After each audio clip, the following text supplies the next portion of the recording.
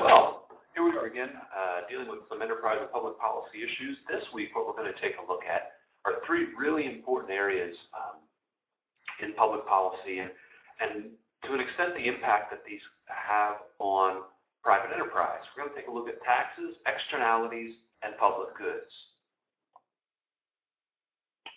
Taxes are, of course, a way for government to generate revenue. That's the primary reason governments issue taxes. But taxes have some other roles to play in the overall economic scheme of things. Taxes can be used as a way to alter behavior of individuals. So, for example, government levies taxes on things like cigarettes and alcohol to try to get you to consume less of those by raising the price. Now, interestingly, those are goods that are said to have an inelastic demand. So we'll take a look at the role elasticity has on these things as well, and how sometimes what might be going on there is sort of lip service being paid to altering behavior, but really it's a way to generate more revenue than you might otherwise generate. Taxes can also be a way in which governments can alter markets, and we'll take a look at how that can come into play here as well. But before we get into looking at markets, what we want to understand is that before we get into looking at taxes, we want to understand one of the fundamental attributes of markets, and that is that markets seek to maximize the surplus generated in the economy. So let's take a look at a graph here.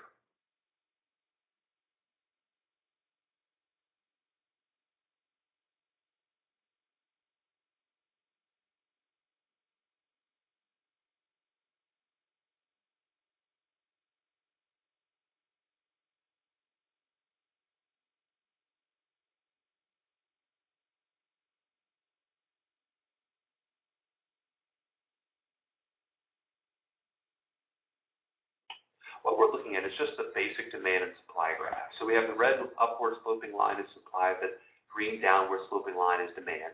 And we know that where those two lines cross, we have equilibrium. Let me draw that in.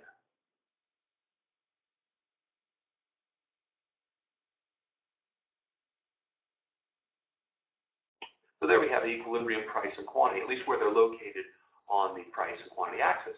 Now, one of the things about this market is that everybody is going to pay that equilibrium price.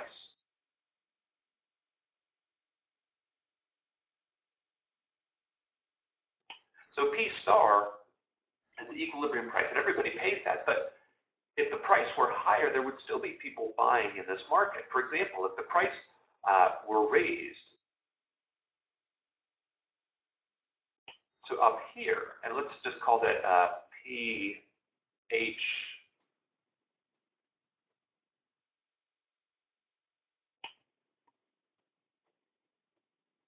So that's the high price. There would still be people willing and able to buy this product at this high price. So if we just drop this sort of dashed line down to the quantity axis, we would sell less, but we would still sell some. Those people who are paying that higher price, or who would pay that higher price but don't have to, are receiving some extra benefit, more so than the people who would only be willing to pay P star, because these people are willing and able to accept a higher price, but they don't have to, so they're left with more money in their pocket, and that makes them happy. In fact, anyone willing to pay more than P star is happy because they don't have to pay that higher price that they would have paid, and so they get to keep some extra money in their pocket. And in fact, we can show that entire area. Let's just shade it in here in green. This whole area in here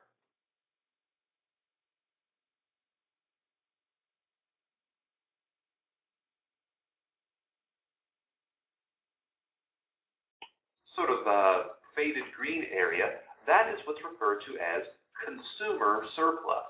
It's the value that the consumer receives from making a purchase at a price below what they would have otherwise paid.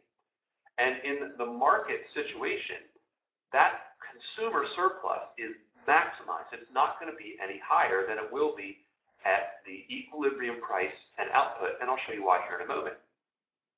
The flip side of this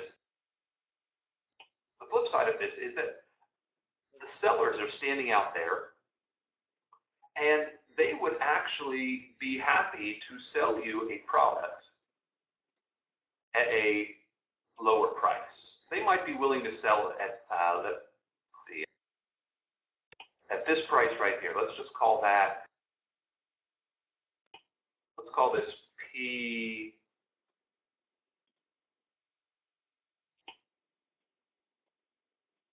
We'll call that PL for the low price. They'd be willing to sell it to you for a lower price. They're not going to sell you as much because as the price goes down, the quantity supply goes down. But there would be sellers who are willing and able to sell at that low price. But if the market price says it should be higher, if the market says the price should be higher than PL, well then these firms will happily sell the product to you at a higher price. So if we look at the area here,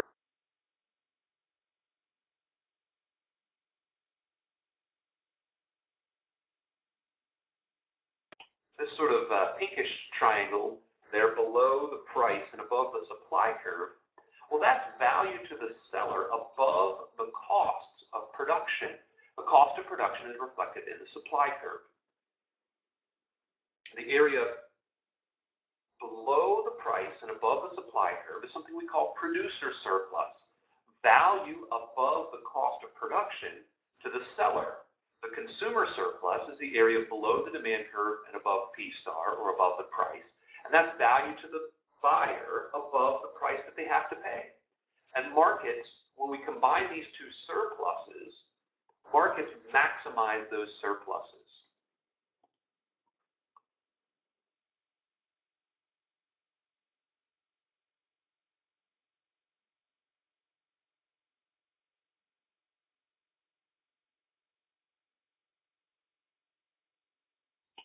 So the consumer surplus is this area in green, and the producer surplus is this area in red.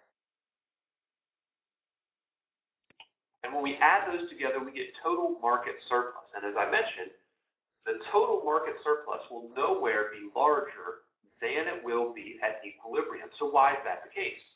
Well, let's say that the price was PH, that higher price. Sellers are happy to see that. Sellers will be very happy to produce a lot more at the higher price. But buyers won't buy more at the high price. In fact, they will buy less. So if we look at the quantity axis, we'll notice that from Q star,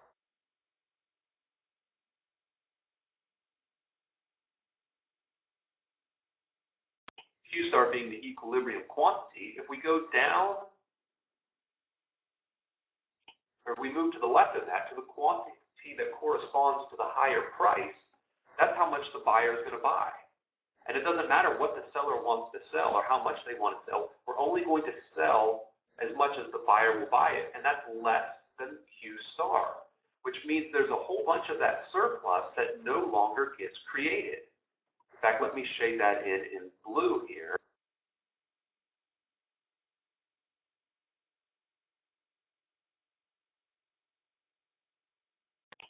So this bluish triangle now is lost surplus because we're selling less in the market. The only reason we're selling less in the market is because now the price is higher. And if the price was PL, then buyers would be happy to buy more, but sellers would sell less. Quantity would fall from Q star, and we would have a reduction in total surplus. So markets, by setting the price at equilibrium, help us to maximize the surplus as one of the efficiencies of markets. That efficiency begins to erode when we start to look at taxes and the impact that taxes play. So let's take a look at some tax terminology here before we go any further. One term is called the tax incidence or the tax burden. That refers to who is paying the tax. And there's actually two kinds of tax incidence. One type of tax incidence is called the legal tax incidence. The legal incidence refers to who is by law responsible for paying the tax. But in reality, the person responsible by law may not pay the tax. So we have sort of the actual tax incidence.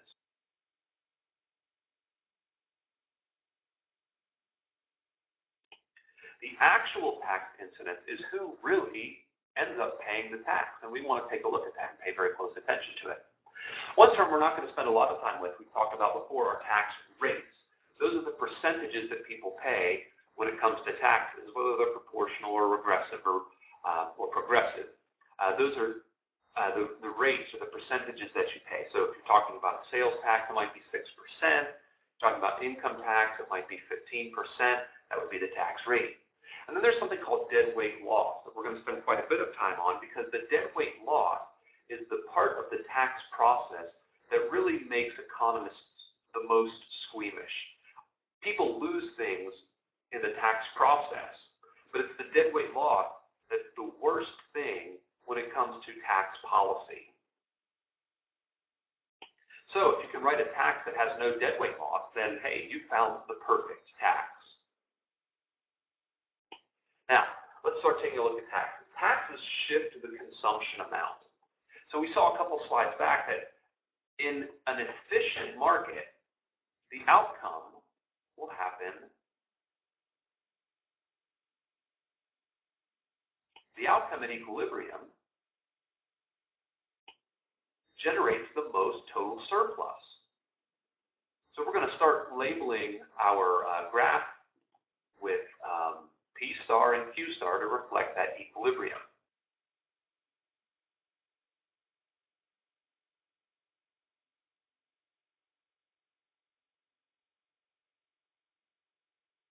So there we have P star and Q star, the equilibrium in the market.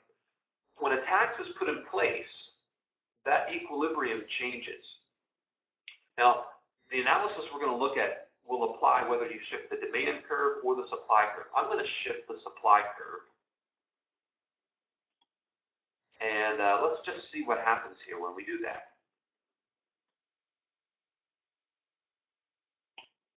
We've got this sort of funky kind of pinkish line here. That's going to be our new tax.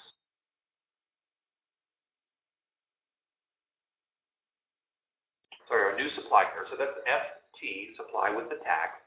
And in this case, the legal tax incidence is placed on the seller for whatever the tax happens to be. We know that because it shifts the supply curve. Now, if it was put on the demand side, we'd shift the demand curve to the left. But again, the analysis is going to give us basically the same outcome. So let's take a look here at what happens. The first thing we notice is that the equilibrium point changes, the point where the supply curve crosses the demand curve, that changes.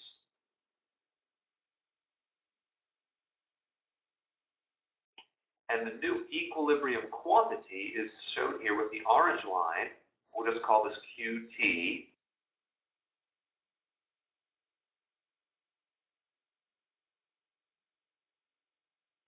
And similar to what we saw before, since we're no longer at that original equilibrium price, the quantity is going to fall. We're shifting that quantity to the left. So there's less being bought and sold than there was before the tax gets put in place. So we're shifting the consumption amounts. But there's something else that's going on here, and we want to take a look at that as well.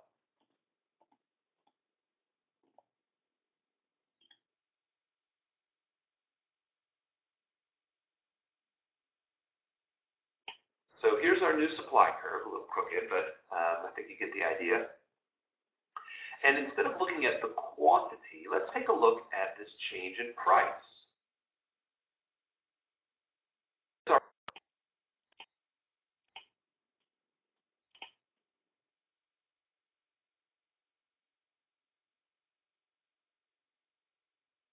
Here's our original equilibrium price, P star. Now, normally when one of the curves changes, what we do is go over to the price axis to find where the new price is. But that's not how it works in the tax model. We do indeed have a new price that's greater than P star. But that price only applies to one side of the market. In this case, that price is going to apply only to the buyer. So we labeled this new price P with a B. So this is the buyer price.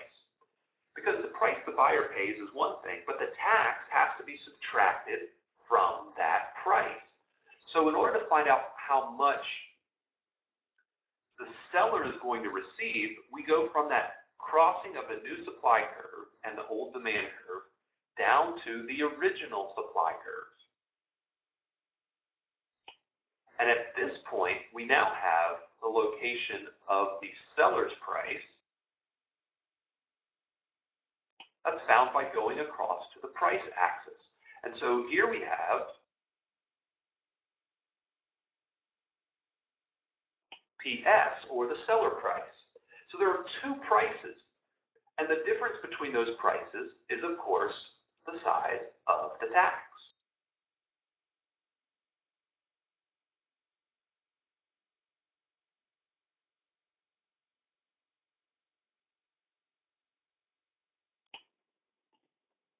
So the distance between PB and PS, or the vertical shift upward of the supply curve, is the size of the tax. So when we have a tax put in place, two things happen. First, we see a decrease in output. And second, we see a wedge driven between the price that the buyer pays and the seller receives. Without the tax, everybody's at P star. You pay P star as a buyer, you receive P star as the seller. But now, we take that tax out from the price the buyer pays. So the buyer pays a higher price than they did before, and the seller receives a lower price than they did before. But that's not all that's going on here. Remember, there are taxes being put in place primarily to generate revenue. So let's see where the government comes in with all of this.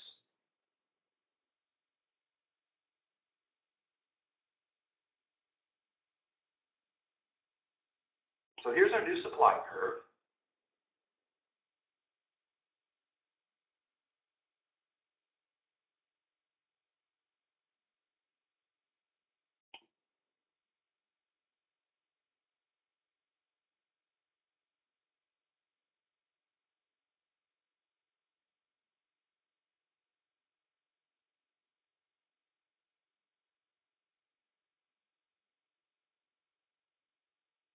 And here are our new prices and quantities.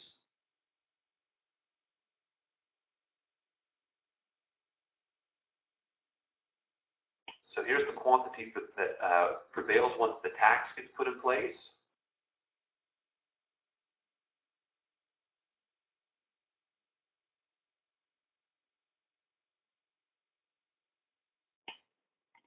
P star is our equilibrium price, it is our original equilibrium price. PB is the buyer price, and then finally we'll have PS, which will be the seller price.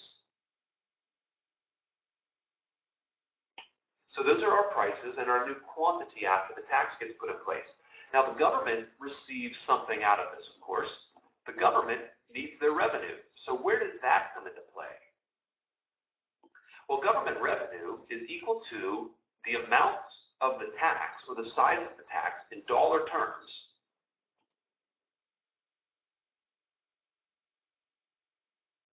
times the amount of goods being taxed.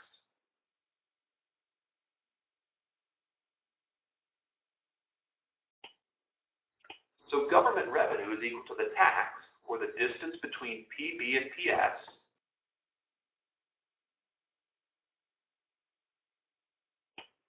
multiplied by the quantity that prevails after the tax gets put in place. That's government revenue. And if we shade that area in, we basically have the area of a rectangle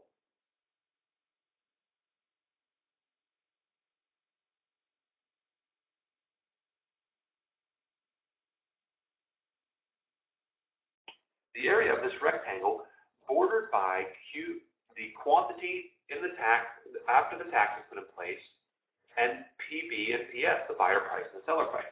That's our government revenue. Now that also leaves us with some unexplained areas that we need to take a look at here. First of all, let's take a look at what's happened to consumer surplus at this point. Remember, consumer surplus was the area above P star and below the demand curve. And we can go back a few slides, and that was a triangle that we shaded in green. But now, the price the buyer pays has gone up, and the quantity that they're receiving has fallen. So the new consumer surplus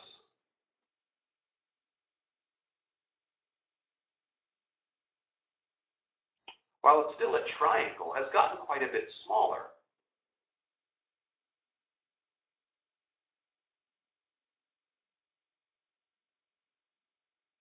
The consumer surplus is now this triangle here, the area above the new price and below the demand curve, which is quite a bit smaller than it was before because some of that surplus now goes to government. The area in the sort of the greenish area there above the P star but below PB, that's part of the government revenue rectangle, that used to be consumer surplus. And the seller doesn't get off any easier either. Their producer surplus has fallen. Let's take a look at that.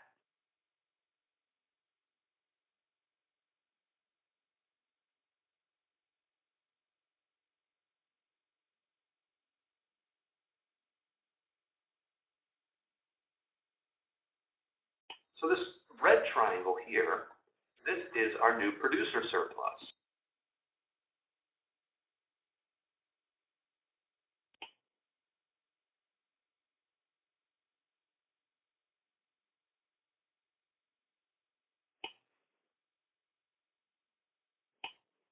And remember, the producer surplus was the area below P star and above the supply curve. Well, the seller's price is now PS.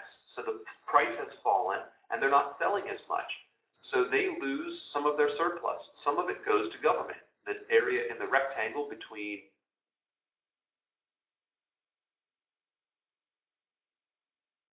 P star and PS, that used to be producer surplus, but now it goes to government. All in all, however, the fact that government's getting some of this surplus isn't really that big of a deal.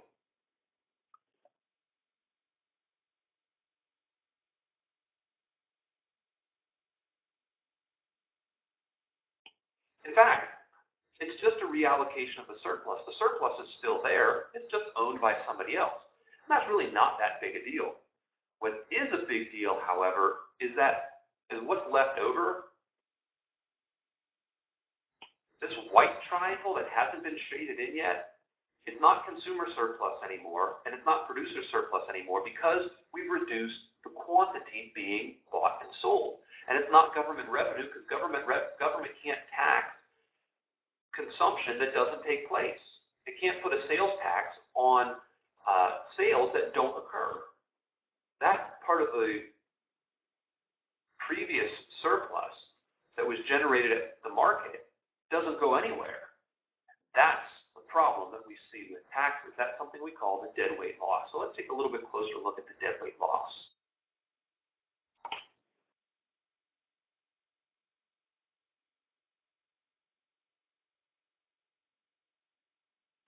Once again, we're going to draw in our sort of the parts of the tax model here.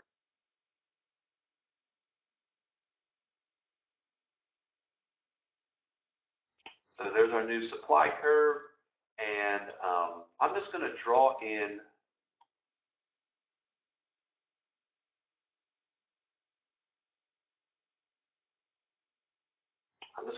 the change in quantities here.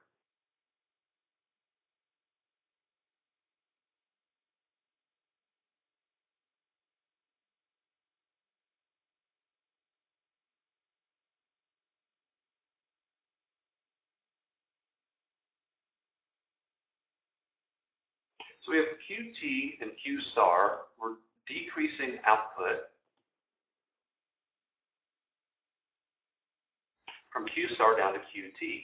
And there's that loss of surplus.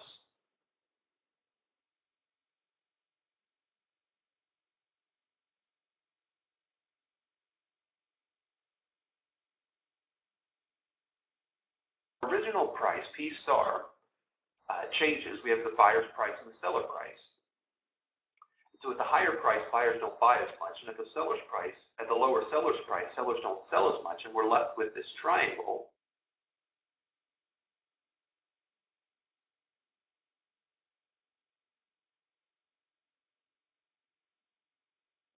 This triangle is not gain for anybody. It's surplus that used to exist, but it no longer does because we're selling less. That's called the deadweight loss triangle. And the reason economists don't like taxes isn't because we think government shouldn't get the revenue, and it isn't because the buyers pay a higher price or the sellers get a lower price. The problem is this deadweight loss triangle because it represents people who could be dealing with their unlimited wants by buying something at a market price, but because of the shift in the price and the decrease in quantity, fewer people are being served by this market. There is surplus that's out there that could be generated, but it's not being generated simply because a tax is put in place. We don't like that. That's the deadweight loss, and that's the main reason economists don't like taxes. Now the question has to be asked, who is actually bearing the burden of the tax? We said the legal tax incidence in this case was going to be on the seller because the tax is shifting the supply curve. So there goes our supply curve once again, and let me take a second here and redraw in the price, the different price.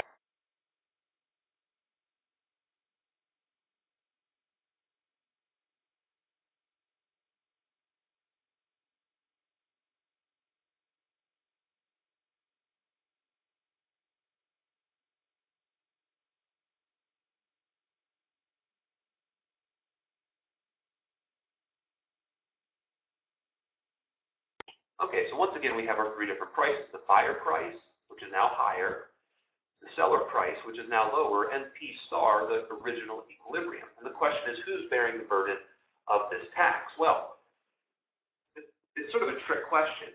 Even though the legal tax incidence is on the seller, both sides are bearing a part of the tax. And we can tell that simply because the buyer's price goes up and the seller's price goes down, which means both the buyer and the seller are worse off than they were before. The question is somebody more worse off than the other side? Both sides get hurt here, but who gets hurt worse? And the answer depends on the relative distance between P star and the buyer's price or the seller price. If PB is much higher, if the increase in price for the buyer is much higher than the decrease in price for the seller, then the buyer is made more worse off, even though the legal tax incidence is on the seller. And an easier way of identifying that is to take a look at elasticity, or the relative elasticities of demand and supply. So let's draw out our demand and supply curve, but in this case, let's make the supply curve relatively elastic. And the way we do that is to draw a flatter curve. If we were to draw an inelastic curve, the curve would be steeper, more looking like the letter I than, let me just show you this.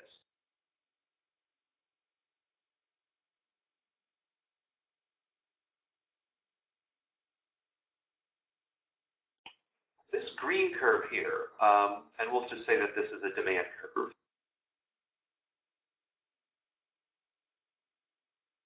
This is a more inelastic demand curve. It's much steeper. A flatter demand curve, something that looks like this,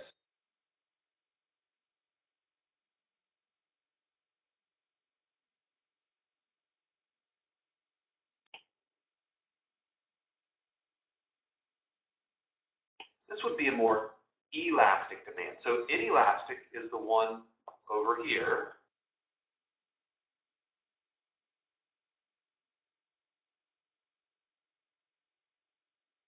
So the inelastic is the one that looks closer like a letter I, or more like a letter I.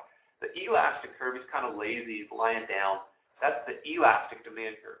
And depending upon how relatively steep or flat the demand curve is compared to the supply curve will determine for us who really bears more of the burden of the tax, although it is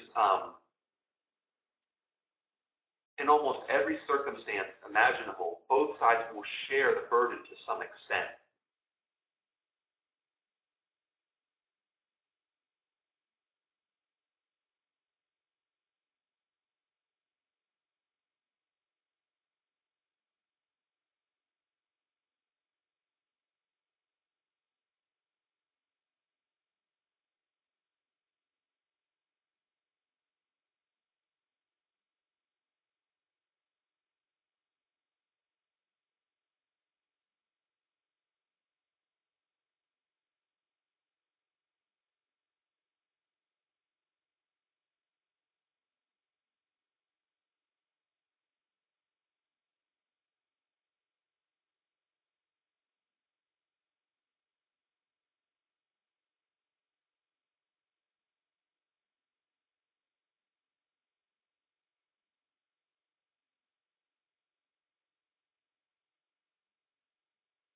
Okay, so now we've got a situation where we have a relatively steeper demand curve. That demand curve is much steeper than the supply curve.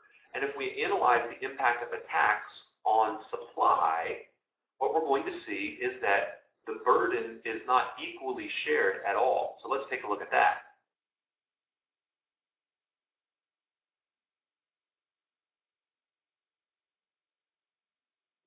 So here's our new supply curve after the tax is put in place.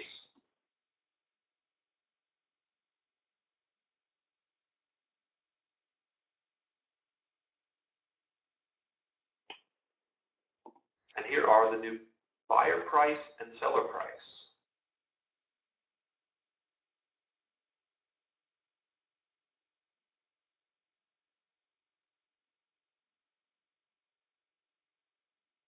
Now let's put in the original equilibrium price and see what the difference is between our buyer price and our seller price.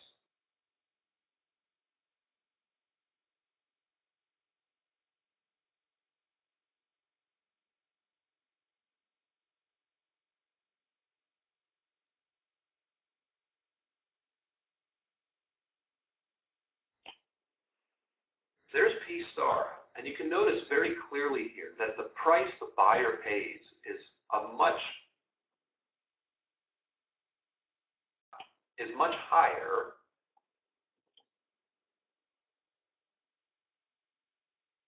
or I should say the difference between PB and PS. Sorry, the difference between PB and P star is much greater than the difference between PF and P star. So that difference is just a little red increase line.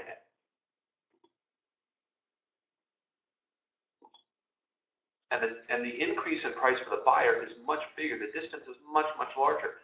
So in this case, even though the tax is legally imposed upon the seller, the buyer is the side of the market that really bears more of the burden of the tax.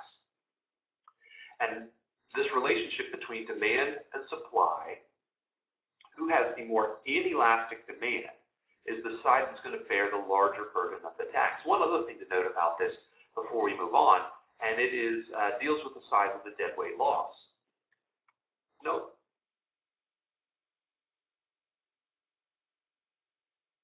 Notice that with an inelastic demand, we tend to see a smaller decrease in quantity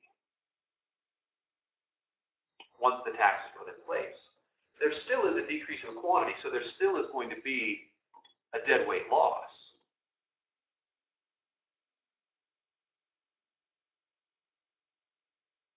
So there's that deadweight loss triangle, but the triangle gets smaller the more inelastic one of the sides is. Because with an inelastic demand, you're willing to pay more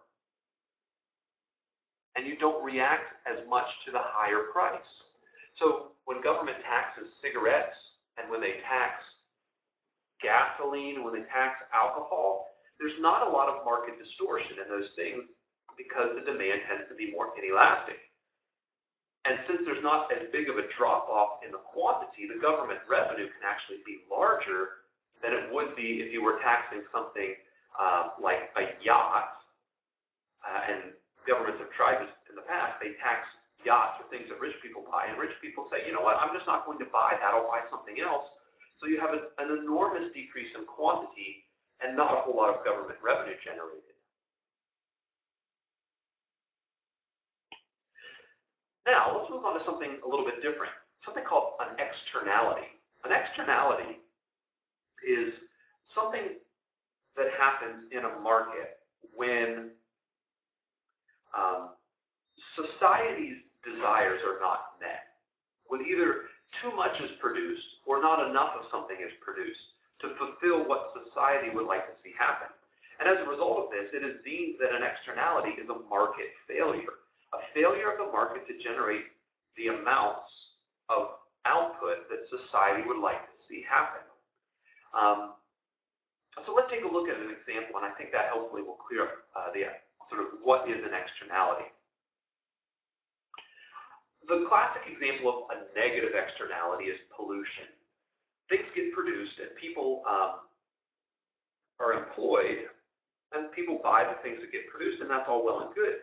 But when pollution is generated, that pollution can be imposed upon people who are not involved in the production or the consumption of a good being produced. For example, in Pittsburgh, it used to be the case that even if you didn't work in the steel industry, you would have these pollution costs imposed upon you by the production of the steel. The town was very, very dirty. You'd have to keep your windshield wipers going to keep the soot off, even if it wasn't raining, so you could see out the window of your car. You couldn't hang your laundry out because if you did, it would just get dirty again. You couldn't hang your laundry out to dry. The rivers were polluted. The air was polluted. And people bore these costs of pollution even though they weren't part of the production process, while the steel companies did bear that cost of production. And as a result, it might be the case that the steel companies produced too much steel because they weren't paying the full cost of production. Now let's take a look at how that might play out.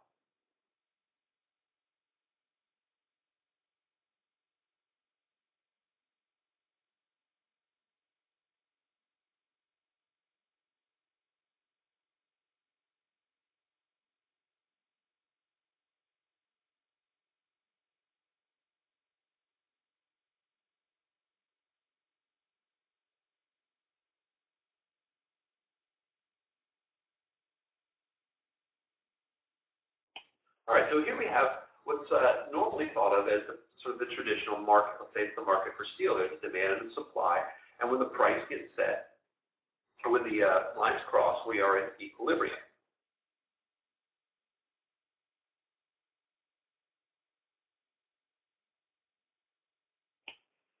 However, we want to tweak this just a little bit.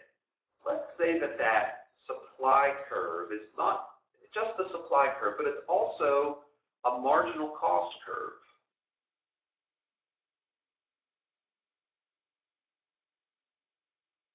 That's not too big of a leap for us. Supply is actually the marginal cost curve, if you remember back to micro principles. But in this case, it's the marginal cost that's faced not by everyone, but just by the private producers. So we're going to call this the marginal cost private.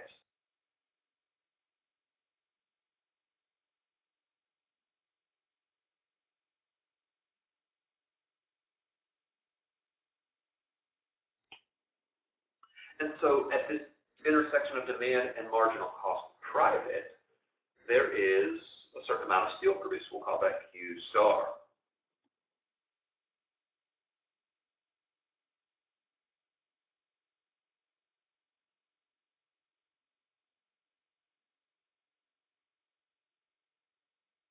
And it's sold for a price P star. When we start to bring in the society's perspective, things change a little bit. So the costs that society incurs are the costs that the private producers incur, but also these pollution costs. And so we have a different marginal cost curve for society, that's this purple line.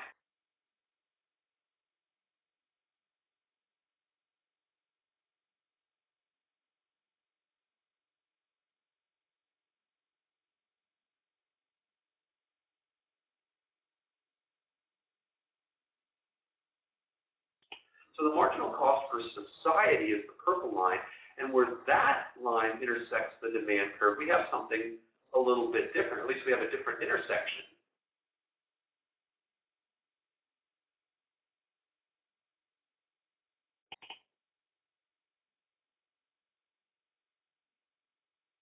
We see that the quantity society prefers is less than Q star, and the price that they would prefer to see it sold for is higher than P star. So if we incorporate the true cost of production, which include these negative externalities, pollution is just one of them. It could be air pollution, light pollution, noise pollution, water pollution, some cost that is imposed upon a party or a group of people who aren't part of the transaction, the private transaction. That's a negative externality. So in this case, we see that the private cost is less than the social cost. And so we see an overproduction of output. So what do you do about that? Well, how do you stop the excess of production? Well, there's a number of different things you can do. You can tax it. You can raise taxes on the producer, only on the producer, in order to get them in line with society's costs. You can regulate the production to do basically the same thing. You could jail the producers. You can forbid them from producing, just force them to close down. Or more interestingly, you could provide an incentive to change behavior. This is what the cap and trade argument is all about.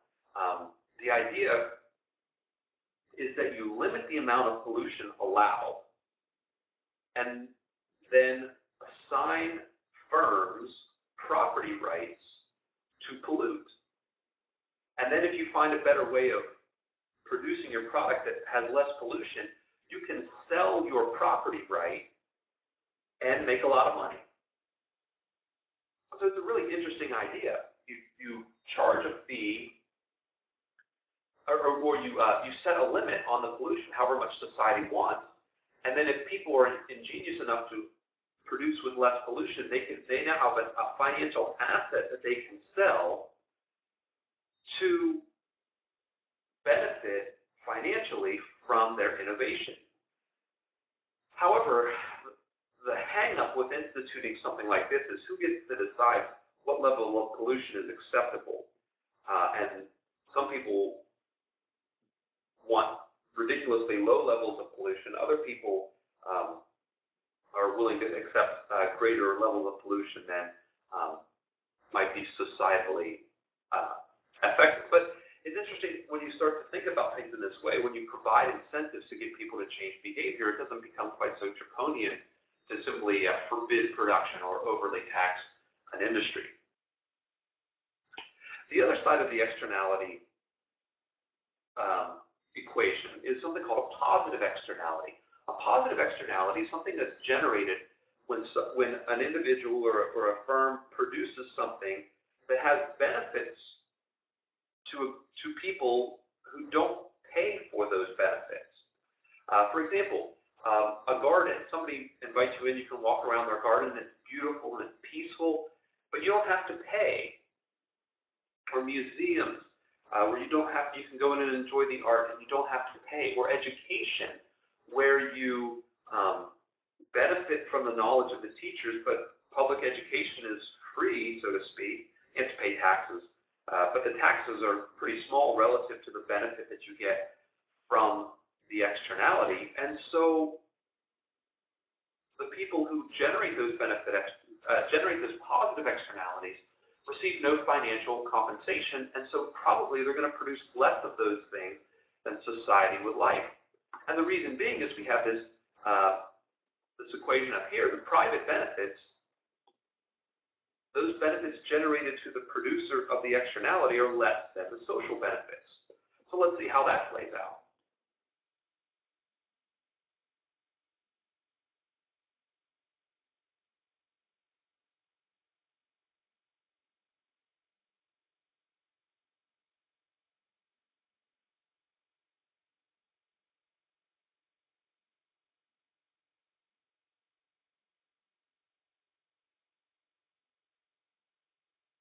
Now here we have a demand and supply curve. I've labeled the supply curve for the letter S, but I've left the label off the demand curve. The demand curve is basically the marginal benefit curve.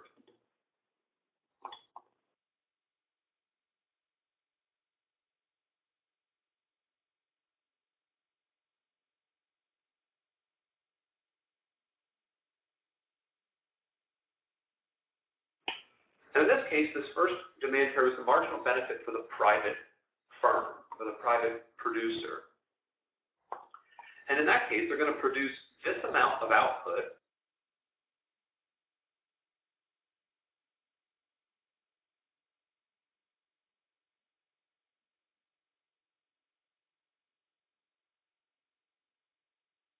with QPVT there for quantity private at this particular price.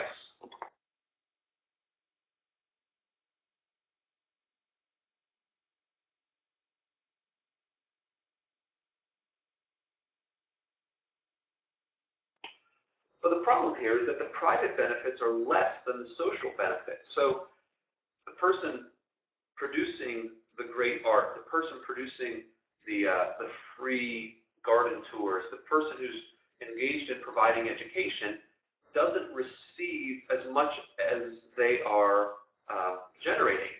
From society's perspective, we would see something more akin to this. This is where the societal marginal benefit curve would.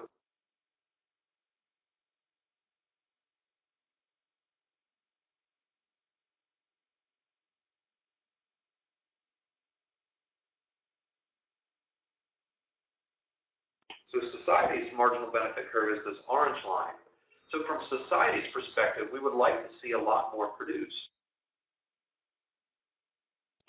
We would like to see quantity QS way out here, or quantity SOC.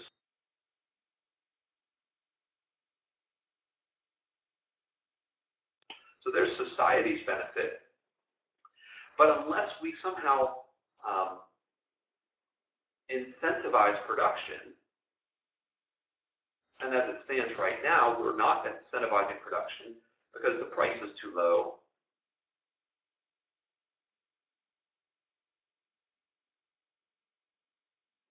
So unless we incentivize production, we're not going to get as much of these great things as we would like to have, because society's benefit is above the private sector's benefit, or the private producer's benefit, and the private producer simply isn't gaining financially from providing more of this good. So how do we encourage? Well, we do a lot of things the opposite of how we discourage those negative externalities. We might give tax breaks.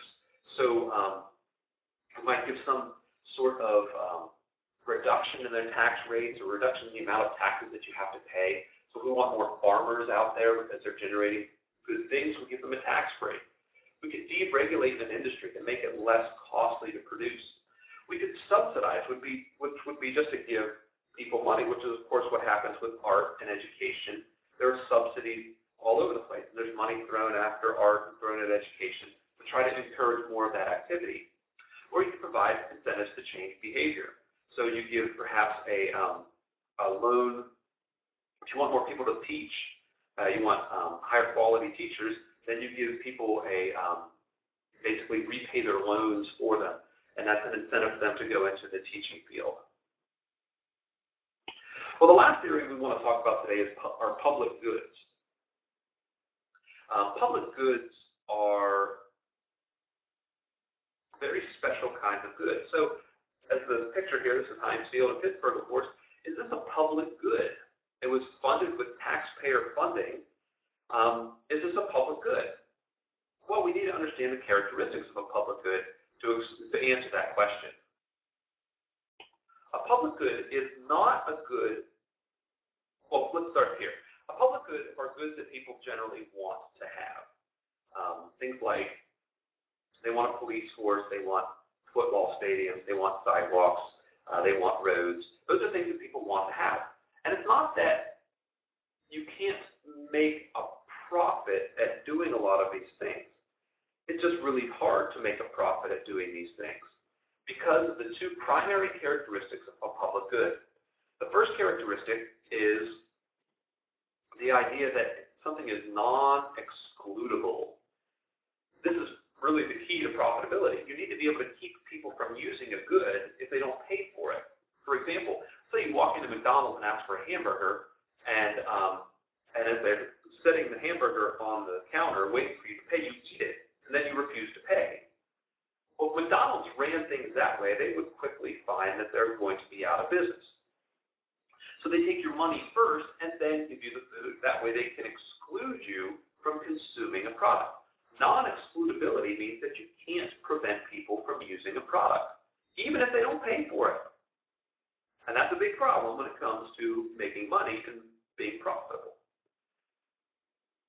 A second characteristic of a public good is that it is non-rival in consumption. Non-rival in consumption means that if more than one person is using a good, nobody's enjoyment of that good is diminished. Think about a pair of pants. If you're wearing that pair of pants, no one else is going to be able to wear it. That pair of pants is rival in consumption. Because once you use it, nobody else can use it without you losing some enjoyment. So, what is an example of a public good? I mean, because think back to the football stadium. It's not a public good. They can keep you from using it by forcibly keeping you out of the stadium if you don't buy a ticket. You can sneak in, but they're going to try to find you. It's also non-rival in consumption. If you go to a game and the game is full of drunks and they're standing up and they're loud and they're ignorant, it affects your enjoyment of the product. It is rival in consumption. But there are goods that are non-rival in consumption. Think about national defense. National defense is non-rival in consumption because I'm enjoying it right now, and wherever you are, you're enjoying it right now, and just because I'm enjoying it doesn't diminish your enjoyment of it. And it's non-excludable. Think about the Amish. The Amish don't pay taxes. And so they shouldn't be allowed to use national defense, yet they still use it, even though they don't pay taxes. Because think about it from a practical standpoint. If a country wanted to invade the United States, and let's say Canada decides to invade the United States, and they're marching and massing at the border, and the government says, look, the U.S. government says, look, Canadians, don't even think about this. This is a big mistake, except those Amish. You can take them out. Establish a little Canadian colony in eastern Ohio. That's great. Go nuts. But you better not touch anything else because we'll annihilate you.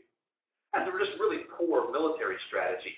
So even if you have peaceniks or conscientious objectors or the Amish, and they don't pay their fair share for national defense, they're still going to use it because it's really non-excludable. Public radio is like this too. So when I'm listening to NPR, National Public Radio, and they start asking me for money, I just sort of laugh at them because even if I don't pay, and I'm not going to pay, they can't keep me from using the radio. And it's non-rival in consumption. Everybody in Pittsburgh can listen to NPR at the same time, and nobody's enjoyment is diminished by the fact that someone else across the county or across the city is using the same radio station. So these are characteristics. This is what public goods. These are what public goods are. And when you think about it, there really aren't very many pure public goods. You've got national defense. You've got national public radio. But beyond that, you can think of any number of examples of things that governments provide that private sector could provide just as well. Roads. Can you keep people from using the roads? Yeah, it's called rush hour. You just put too many cars on the roads at the same time. Is it non-rival in consumption? Absolutely not, because during rush hour, my enjoyment of the road is being impacted by all these other people who are trying to enjoy, so to speak, the roads at the same time. Public education is not a public good. You can exclude people from using it. You kick them out of school. It's non-rival in consumption because if you have 80 people in a classroom made for 20, you're reducing the enjoyment of the good for the people in that room. So if it's not a public good, what is it? Well, some things, most things, and you see the pictures here of school, these are called quasi-public goods. Quasi-public goods are goods that governments provide for people. People say they want, and it is been thought that government will provide these things for the public better than the private sector. And maybe that's true, maybe it's not. A quasi-public good might have one of the characteristics of a pure public good, but it doesn't have both of them. And a lot of the goods that governments provide these days are these quasi-public goods. So, what we've covered today are taxes, we've looked at externalities, and we've looked at public goods. And the thing that ties those concepts together is that there is government activity in those markets where externalities are generated, markets that are taxed, markets where public goods are sort of take over the market. So government steps in with these things, or involved in these things, and interferes with the ability for markets to do what markets do. If they tax a certain kind of firm, if they tax a group of people, it interferes with the ability to transact business. If you step in and fix perceived market failures in the terms of externalities, you might be crowding out a budding artist. You might be causing a firm to produce less capacity, and so people lose jobs. When it comes to public goods, again, most of these things can be successfully produced by the private sector, but when the public sector comes in, it is really hard to compete with the government. So that's what ties these all together, and that's sort of some insight into how public policy can affect markets in these kinds of ways.